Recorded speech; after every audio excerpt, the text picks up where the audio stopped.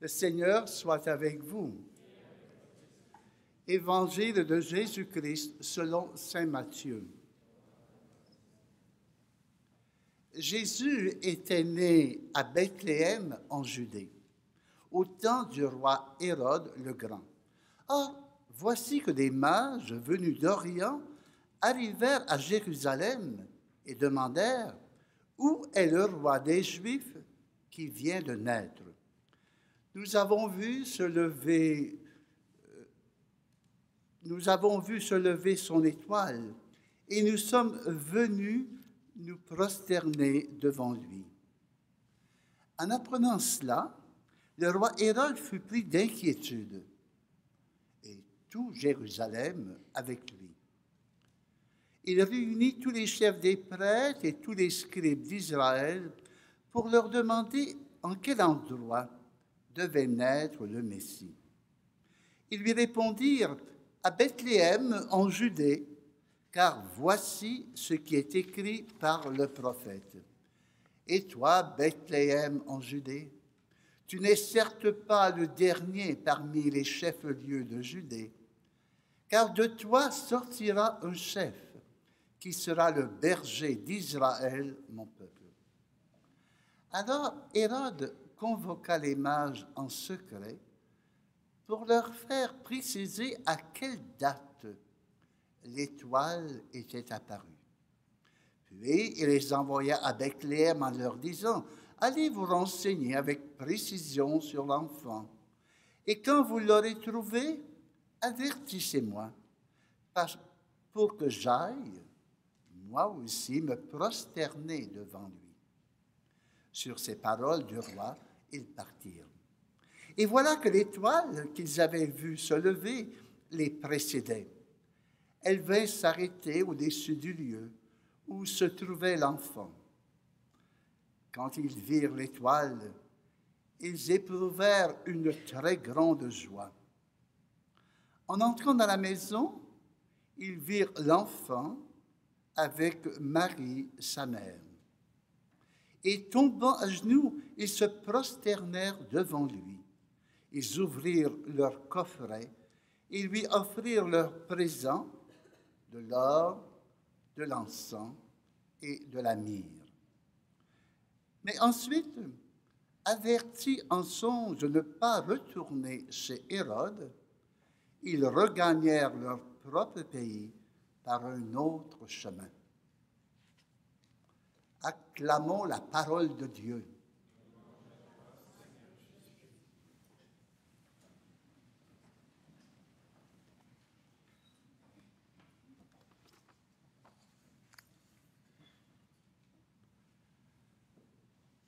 Quelle est donc cette étoile? Comment un astre aussi imposant peut-il s'arrêter au-dessus d'une maison? Et qui sont ces voyageurs venus de l'Orient, de très loin, guidés par une étoile? C'est évident que cette page d'Évangile n'est pas un récit historique, encore moins un reportage. Avec des images et des symboles inspirés très clairement de textes de l'Ancien Testament, l'évangéliste Matthieu nous apprend que Jésus, né à Bethléem, est le sauveur non seulement des Juifs, mais aussi de tous les humains des diverses nations et aussi de tous ceux et celles qui sont au loin. Tous les humains sont donc invités à rencontrer Jésus. Dans le récit, les mages sont des observateurs des astres qui ont vu une nouvelle étoile. Et là, ils ont cru y voir l'annonce d'un personnage important, le roi des Juifs. Selon les idées de l'époque, et encore parfois c'est les nôtres, tout grand personnage à son étoile. Alors, il naît sur une belle étoile, une bonne étoile. Alors, laissons de côté l'astronomie. Même avec les télescopes les plus puissants, on ne verrait pas cette étoile, car il s'agit de la lumière qui vient de Dieu. Lumière intérieure, donnée à tous les gens qui savent regarder en haut et qui acceptent de partir vers l'inconnu. À leur manière, les mages sont des modèles de chercheurs de Dieu, des inspirateurs.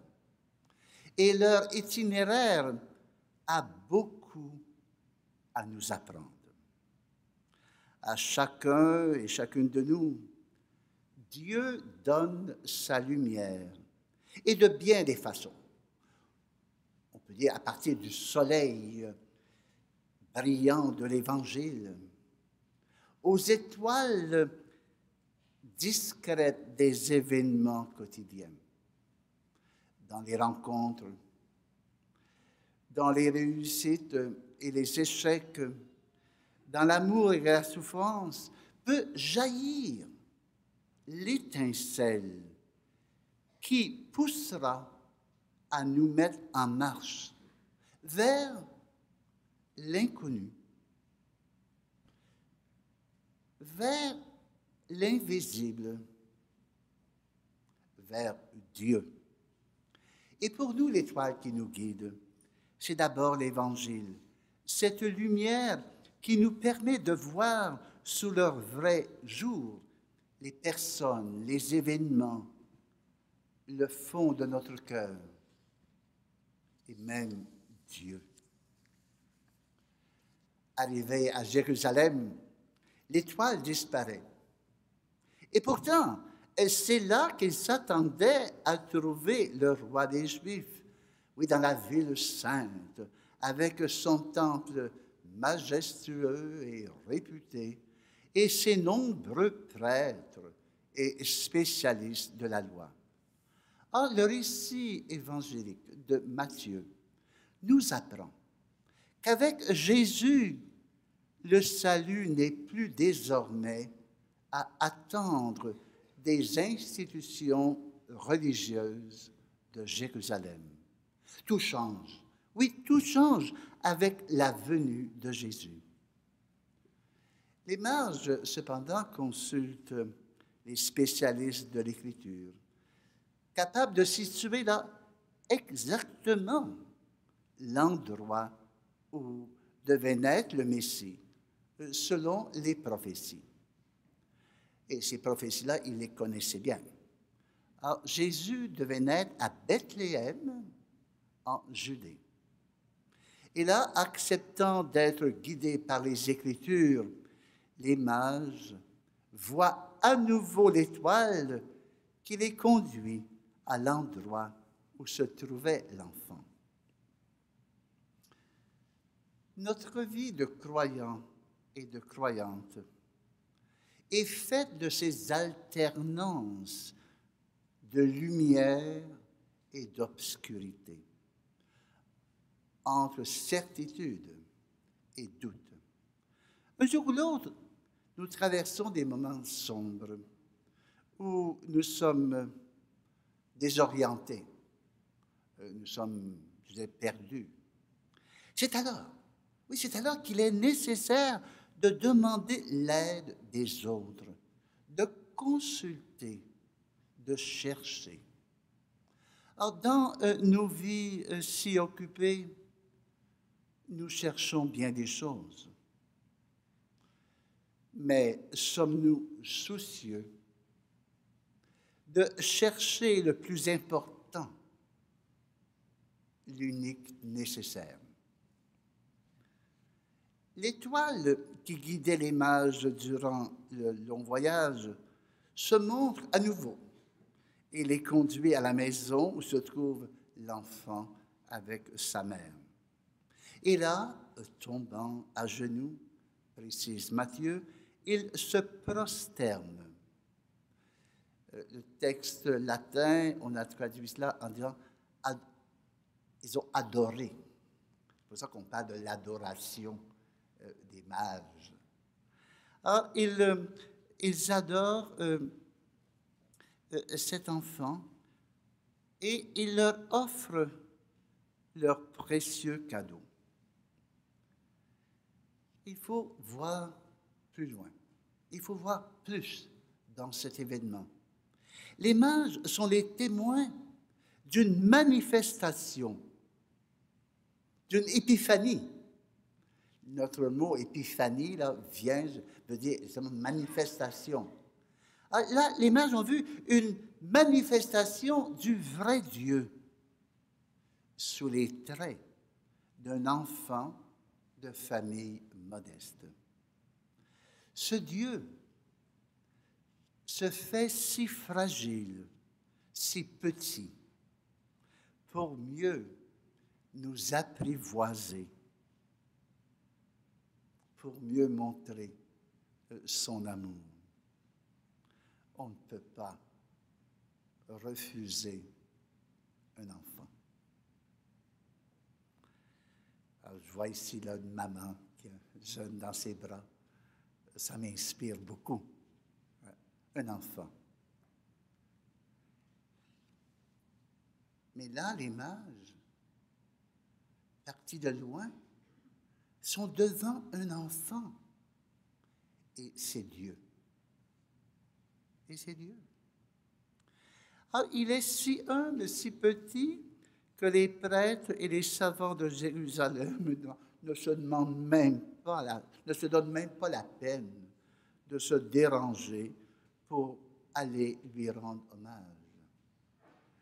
Ces savants de la loi, de l'Écriture, tous ces prêtres ont une autre idée de Dieu. Dieu de la puissance, le Dieu de la force. Alors, ils ne peuvent pas imaginer un Dieu si démuni et aussi si proche d'eux. Un Dieu qu'on peut prendre dans ses bras. Pourtant, c'est ce Dieu, le très saint et le très haut, qui vient à la rencontre du peuple qu'il s'est choisi. Et aussi, il vient auprès de la multitude des nations. Donc la fête de l'Épiphanie, comme je disais au début, c'est donc Noël qui s'universalise.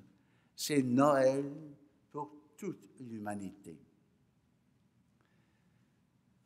Dans l'Eucharistie que nous célébrons, le Seigneur Jésus vient vers nous et nous allons vers lui. Et qu'allons-nous lui offrir? Qu'allons-nous lui offrir? Nous n'avons pas d'or à lui donner. Oui, en avez-vous? Peut-être un peu votre genre. Nous n'avons pas d'or à lui donner. Mais nous avons beaucoup plus. Oui, nous avons beaucoup plus. Nous avons un cœur qui aime, qui veut aimer les autres et Dieu. Nous n'avons pas d'encens, mais notre prière confiante, monte vers Dieu comme l'encens. Nous n'avons pas de myrrhe. La myrrhe, c'est une gomme résineuse, parfumée, dont on se servait pour l'ensevelissement. Nous avons beaucoup plus. Nous avons la compassion. La compassion à l'égard de nos proches, à l'égard de tous ces gens qui cherchent Dieu sans être toujours visiblement des nôtres. Cette rencontre du Seigneur nous comble et nous transforme. Et en mentionnant que les mages, on a ça à la fin du texte, regagnèrent leur pays par un autre chemin, Matthieu tient à nous apprendre que toute personne qui découvre Jésus et croit en lui ne peut plus marcher sur les mêmes routes qu'avant et qu'elle doit s'engager sur un nouveau chemin, celui que Jésus a lui-même tracé et suivi avant de le proposer à ses disciples. Nous allons donc retourner à la maison par un autre chemin. Un chemin qui nous conduit vers les autres et vers Dieu. Et c'est ainsi que nous allons devenir des étoiles, les uns pour les autres et pour l'humanité. Nous allons devenir des épiphanies, des manifestations, bien modestes, oui, bien modestes, mais des manifestations, et là, comme personne et comme communauté, des manifestations du visage du Christ ressuscité.